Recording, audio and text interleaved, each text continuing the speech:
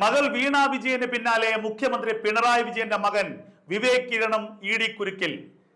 Life mission അഴിമതി കേസുമായി ബന്ധപ്പെട്ട് കള്ളപ്പണം വെളുപ്പിച്ച കേസിന്റെ പശ്ചാത്തലത്തിലാണ് ഇ ഡി വിവേക് കിരണിന് നോട്ടീസ് നൽകിയത്. 2023 ഫെബ്രുവരി മാസം 14 കൊച്ചിയിലെ ഇ ഡി ഓഫീസിൽ നേരിട്ട് ഹാജരാകാനായിരുന്നു ഇ ഡിയുടെ നിർദ്ദേശം.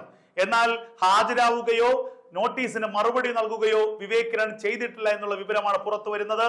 എന്നിട്ടും തുടർ നടപടി എടുക്കാനോ ദുബായിൽ ബിസിനസ് ഉള്ള വിവേക് കിരണിനെ നാട്ടിലേക്ക് എത്തിക്കാനോ ഇ ഡി തുടർ നടപടി ചെയ്തില്ല എന്നുള്ളതാണ് ഏറ്റവും വലിയ ദുരൂഹതയുള്ളത്. വിവേക് കിരണിനെതിരെയുള്ള ഇ ഡി കേസും ഒത്തുതീർത്തോ എന്ന ചോദ്യം ഉയരുകയാണ്. വീണ വിജയനെതിരെയുള്ള കേസുകൾ ഒത്തുതീർത്തതിന് സമാനമായി പിണറായി വിജയന്റെ മകനെതിരെയുള്ള കേസും ഒത്തുതീർത്തോ?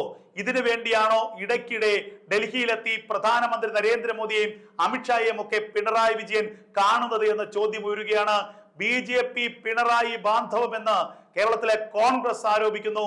ആ ആരോപണത്തിൽ കഴമ്പുണ്ടെന്ന് ആരെങ്കിലും കരുതിയാൽ അവരെ കുറ്റം പറയാൻ ഒക്കില്ല എന്നുള്ള വിവരമാണ് ഇപ്പോൾ പുറത്തു വരുന്നത്.